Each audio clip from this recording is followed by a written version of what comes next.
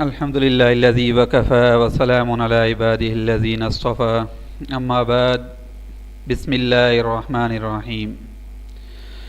معزز سامعین، السلام علیکم ورحمۃ اللہ وبرکاتہ.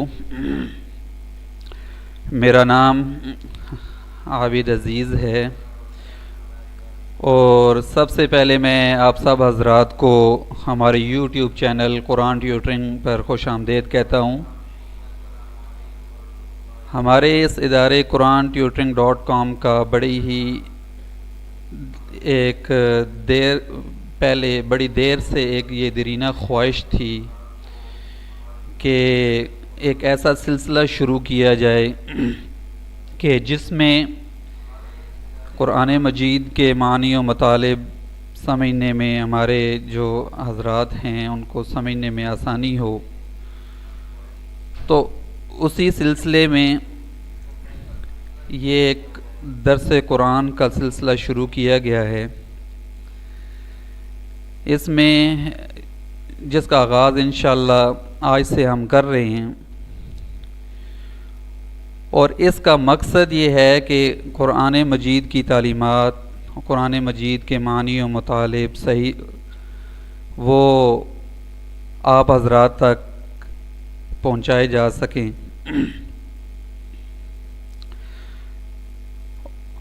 ہفتے میں 2 دن ہم نے یہ پروگرام رکھا ہے. اتوار اور پیر کو ہفتہ اور اتوار کو انشاءاللہ یہ ہماری درس پاکستانی ٹائم کے مطابق شام 7 بجے شروع ہوگا. سب سے پہلے آپ ہمارے چینل پر آ کر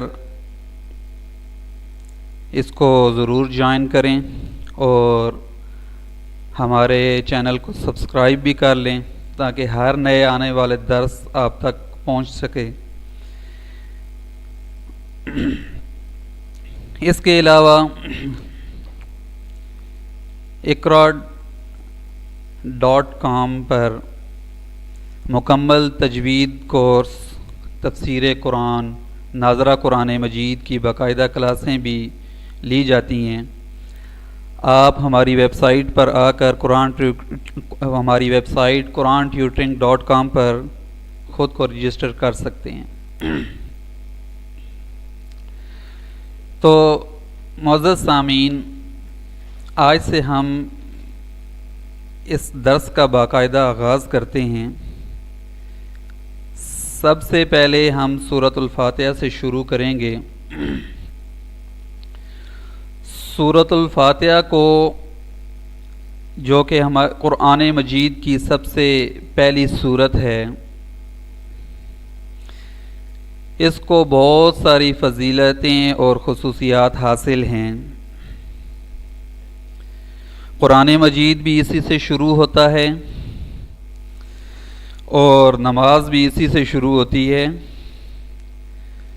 اور یہ سورت نزول کے اعتبار سے سب سے پہلی سورت ہے. قرآن مجید میں پوری جو سورت نازل ہوئی، مکمل جو سورت نازل ہوئی، وہ سورۃ الفاتحہ ہے سب سے پہلے. ویسے اس کے علاوہ سورہ اقرا بسم ربک الذی خلق، سورہ مزمل، سورہ مدثر کی چند آیات ضرور اس سے پہلے نازل ہوئی ہیں، مگر جو مکمل سورت نازل ہوئی ہے وہ سورۃ الفاتحہ ہی نازل ہوئی ہے. اس کی ایک خصوصیت یہ ہے کہ یہ سورت ایک لحاظ سے پورے قرآن مجید کا متن ہے، اور سارے کا سارا قرآن مجید اس کی شرح ہے، تشریح ہے، اور پورے قرآن مجید کے مقاصد ایمان اور عمل میں بند ہیں، اور ان دونوں چیزوں کے بنیادی اصول اسی صورت میں بیان کر دیے گئے ہیں. اور سورۃ الفاتحہ کے کئی نام آئے ہیں حدیث مبارکہ میں، جیسے القرآن بھی اس کو کہا گیا، الکتاب بھی کہا گیا، اور ایک صحیح حدیث میں اس کو قرآن عظیم بھی کہا گیا ہے۔ حضرت ابو ہریرہ رضی اللہ تعالیٰ عنہ سے روایت ہے کہ نبی صلی اللہ علیہ وآلہ وسلم نے فرمایا کہ قسم ہے اس ذات کی کہ جس کے قبضے میں میری جان ہے، سورۃ الفاتحہ کی نظیر نہ تو تورات میں نازل ہوئی، یعنی کہ سورۃ الفاتحہ کی طرح کوئی صورت، کوئی مثال نہ تو تورات میں ملتی ہے، نہ ہی انجیل میں ملتی ہے، اور نہ ہی زبور میں، اور نہ ہی خود قرآن کریم میں کوئی دوسری صورت اس کے مثل موجود ہے۔ ایک حدیث میں فرمایا کہ سورۃ الفاتحہ ہر بیماری کا علاج ہے، ہر بیماری کی شفا ہے سورۃ الفاتحہ میں۔ تو اس سورت کو اللہ تعالیٰ نے بہت ہی فضیلتیں دی ہیں۔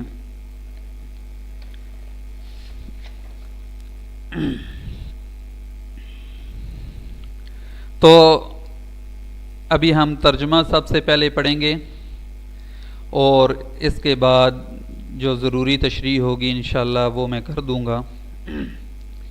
سب سے پہلے ہم ترجمہ سے شروع کرتے ہیں۔ بسم اللہ الرحمن الرحیم، الحمد للہ رب العالمین،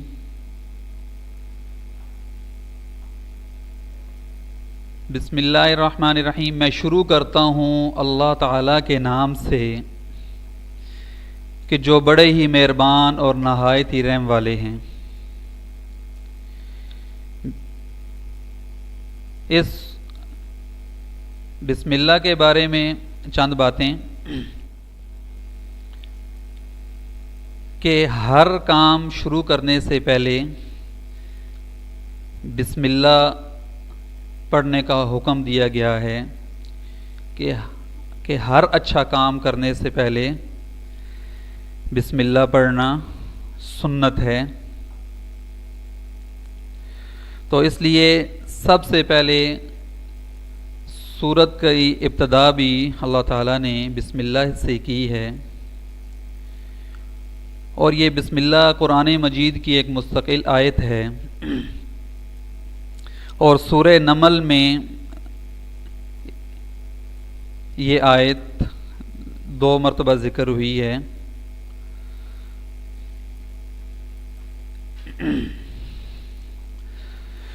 تو فرمایا، بعض علماء فرماتے ہیں کہ بسم اللہ قرآن اور امت محمدیہ کی خصوصیات میں سے ہے۔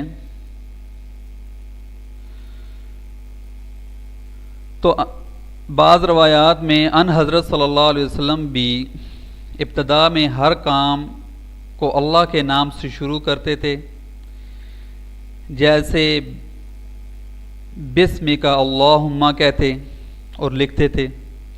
جب بسم اللہ الرحمن الرحیم نازل ہوئی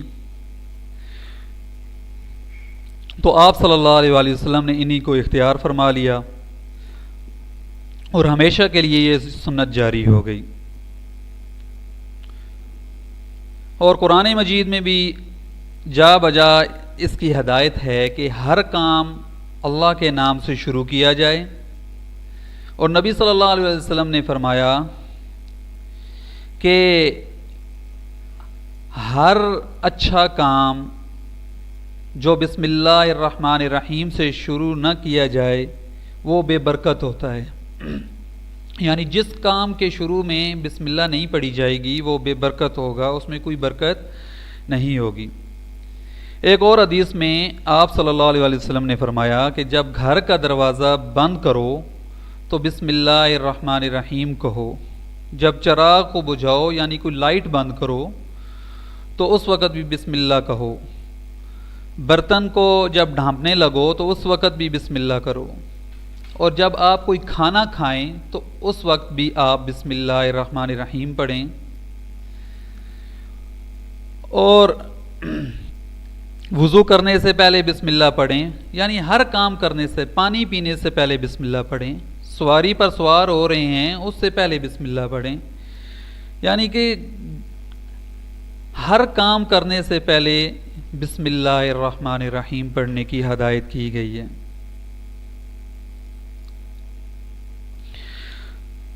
نیکسٹ آیت، الحمد للہ رب العالمین الرحمن الرحیم مالک یوم الدین ایاک نعبد و ایاک نستعین۔ الحمد للہ رب العالمین، سب کی سب تعریفیں اللہ ہی کے لیے ہیں جو تمام جہانوں کا پروردگار ہے،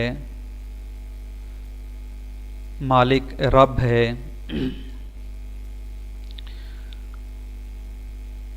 تو سب تعریفیں اللہ کے لیے ہیں۔ کائنات میں کسی کی جو تعریف کی جاتی ہے، کسی چیز کی بھی جو تعریف کی جاتی ہے، وہ حقیقت میں اس چیز کے بنانے والے کی تعریف کی جاتی ہے۔ فار ایگزامپل، آپ کسی کی تصنیف کی تعریف کر رہے ہیں، کسی کی آپ لکھائی کی تعریف کر رہے ہیں، رائٹنگ کی تعریف کر رہے ہیں، تو حقیقت میں آپ جو لکھائی کی، رائٹنگ کی تعریف کر رہے ہیں یا تصنیف کی تعریف کر رہے ہیں کہ بہت اچھی تصنیف ہے، بہت اچھی بک ہے، تو حقیقت میں آپ اس کا جو لکھنے والا ہے اس کی تعریف کر رہے ہیں۔ وہ تعریف اس کے لکھنے والے کی ہو رہی ہوتی ہے۔ اسی طرح سمجھیں کہ کائنات میں جتنی بھی چیزوں کی تعریف ہوتی ہے، وہ تعریف حقیقت میں ان تمام چیزوں کے خالق کی ہوتی ہے، ان تمام چیزوں کو بنانے والے کی ہوتی ہے۔ یعنی کہ تمام چیزوں کا خالق اور مالک اللہ تعالیٰ کی ذات ہے، اور وہی سب سے زیادہ تعریف کے لائق بھی ہے۔ اللہ تعالیٰ کی ذات ہی سب سے زیادہ تعریف کے لائق ہے۔ فرمایا کہ رب العالمین، کہ جو تمام جہانوں کا پروردگار ہے، رب ہے۔ آپ کسی جہان کو بھی لے لیں، جانوروں کا ایک اپنا جہان ہے، انسانوں کا اپنا جہان ہے، اور چرند پرند کا اپنا جہان ہے، اور درختوں کا، نباتات کا اپنا جہان ہے۔ تو تمام جہانوں کا پروردگار ہے اللہ تعالیٰ کی ذات، ان تمام جہانوں کی پروردگار ہے، ان تمام جہانوں کو پالنے والی ہے۔ رب العالمین، کہ تمام جہانوں کا پروردگار ہے۔ الرحمن الرحیم، جو بڑا مہربان ہے، نہایت رحم والا، بڑا مہربان اور نہایت رحم والا ہے۔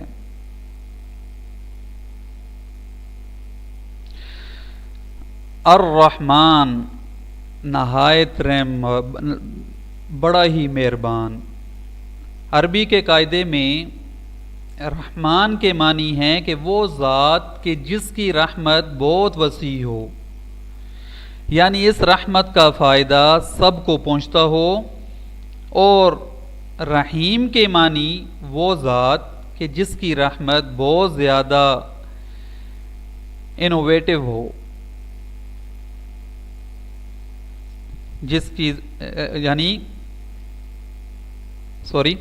وہ ذات کہ جس کی رحمت بہت ہی زیادہ، انتہائی زیادہ ہو،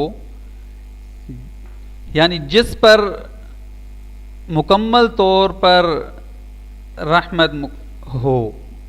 اللہ تعالیٰ کی رحمت دنیا میں سب کو پہنچتی ہے، سب کو پہنچتی ہے، جس سے مومن اور کافر سب فیض یاب ہو کر رزق پاتے ہیں اور دنیا کی نعمتوں میں فائدہ اٹھاتے ہیں۔ اس لیے رحمان عام ہے، وہ رحمت، وہ مہربانی کافر پہ بھی ہو سکتی ہے اور مسلمان پہ بھی ہو سکتی ہے،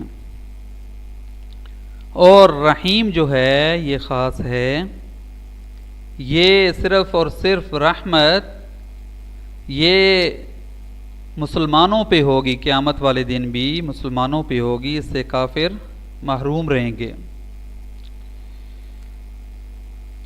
ابھی رحمان اور رحیم کے معنی میں جو یہ فرق ہے، اسی کو ظاہر کرنے کے لیے ہم نے جو ترجمہ کیا کہ سب پر مہربان ہے، اور رحیم کا ترجمہ بہت مہربان ہے، رحم کرنے والا ہے، بہت زیادہ رحم کرنے والا ہے۔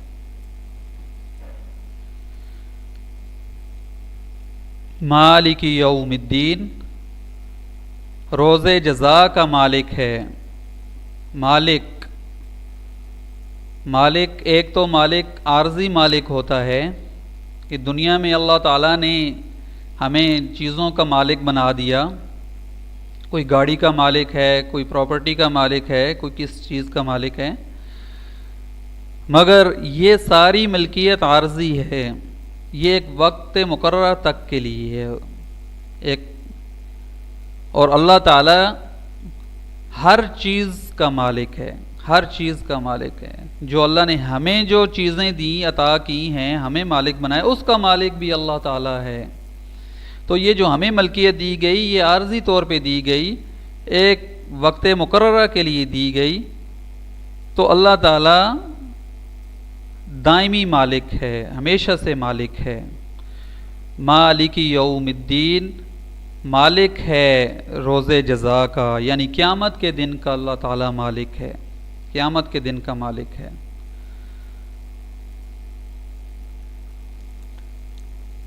قیامت کا دن ایک ایسا دن ہے جو اللہ تعالیٰ نے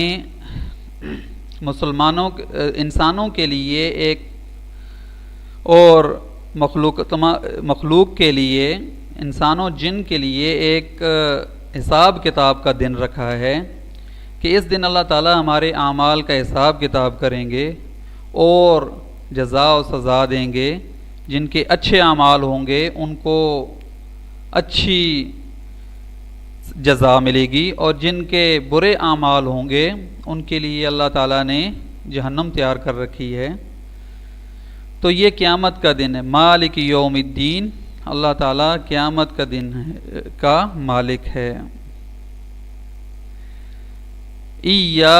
اگلی آیت میں ایاک نعبد و ایاک نستعین، اے اللہ تو ہم کو سیدھا راستہ دکھا، سیدھا راستہ دکھا، ایسا راستہ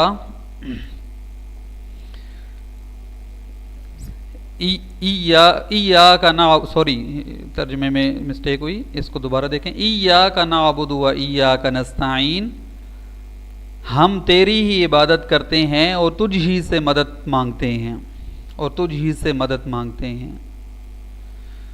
یہ سورۃ الفاتحہ دعا بھی ہے، سورۃ الفاتحہ دعا بھی ہے، تو اس میں ہم اللہ تعالیٰ سے التجا کر رہے ہیں، دعا کر رہے ہیں کہ ایاک نعبد و ایاک نستعین، ہم تیری ہی اے اللہ ہم تیری ہی عبادت کرتے ہیں اور تجھ ہی سے مدد مانگتے ہیں، یعنی تیرے علاوہ کوئی عبادت کے لائق ہو ہی نہیں سکتا۔ ہم تیری عبادت کرتے ہیں اور تجھ ہی سے مدد چاہتے ہیں، مدد کرنے والا بھی تو ہے، ہماری مشکلات کو حل کرنے والا بھی تو ہے۔ عارضی طور پہ ہم کسی سے ہم مدد مانگ لیتے ہیں، وہ اس میں داخل نہیں ہے، مگر ایک مدد کلی جو مدد ہوتی ہے کہ اس کے علاوہ کوئی مدد کرنے والا نہ ہو، وہ صرف اللہ کی ذات ہے، اللہ تعالیٰ کی ذات ہے کہ جو ہماری مدد کرنے والی ہے۔ اگلی آیت میں فرمایا اہدنا الصراط المستقیم، ہم کو سیدھا راستہ دکھا، اہدنا ہم کو دکھا، الصراط المستقیم سیدھا راستہ۔ ابھی دعا تو ہم نے مانگی کہ سیدھا راستہ دکھا، اے اللہ ہمیں تو سیدھا راستہ دکھا۔ ابھی سوال پیدا ہوتا ہے کہ کون سا راستہ، کیسا راستہ، کون سا راستہ سیدھا ہے؟ اگلی آیت میں اللہ تعالیٰ نے فرمایا کہ صراط الذین انعمت علیہم، ایسے لوگوں کا راستہ کہ جن پر تو نے انعام کیا، اپنی نعمتیں نازل کی۔ تو ابھی کن کن لوگوں پر اللہ نے اپنی نعمتیں نازل کی، یہ ہمیں قرآن کی دوسری آیت سے پتہ چلتا ہے۔ اولئک الذین انعم اللہ علیہم من النبیین والصدیقین والشہداء والصالحین، یہی وہ لوگ ہیں کہ جن پر اللہ نے اولئک الذین انعم اللہ علیہم، اللہ نے ان پر اپنی نعمتیں نازل کی، انعام کیا، من النبیین نبیوں پر، والصدیقین اور صدیقین پر، والشہداء والصالحین اور شہیدوں پر، والشہداء شہیدوں پر، والصالحین اور نیک لوگوں پر۔ تو اللہ تعالیٰ نے بتا دیا کہ کن کن لوگوں پر میں نے اپنی نعمتیں کی۔ تو اے اللہ تو ہمیں انہی لوگوں کے راستے پر چلا جن پر تو نے انعام کیا، نبیوں کے راستے پر چلا، والصدیقین اور سچوں کے راستے، صدیقین کے راستے پہ چلا، سچوں کے راستے پہ چلا، والشہداء شہیدوں کے راستے پہ چلا، والصالحین اور نیک لوگوں کے راستے پہ چلا، غیر المغضوب علیہم ولا الضالین، نہ کہ ان لوگوں کا راستہ، ان لوگوں کے راستے پر جن پر تیرا غضب ہوا، ولا الضالین اور نہ بھٹکے ہوئے لوگوں کا، بھٹکنے والے لوگوں کا۔ اس سے مراد یہ ہے کہ غیر المغضوب، کن پر غضب ہوا اللہ تعالیٰ کا، یعنی کہ یہود و نصارہ کے راستے سے ہم کو پر نہ چلانا، یہودیوں کے راستے پہ، غیر المغضوب جن پر غضب ہوا، غضب اللہ تعالیٰ کا یہودیوں پہ ہوا، ولا الضالین اور نہ بھٹکے ہوئے لوگوں کا راستہ، کہ مطلب کہ نصارہ کے راستے پہ ہمیں نہ چلانا۔ تو اللہ تعالیٰ یہ سورۃ الفاتحہ ایک دعا بھی ہے، جو دعا ہم ہر نماز میں مانگتے ہیں، ہر نماز کی صورت میں،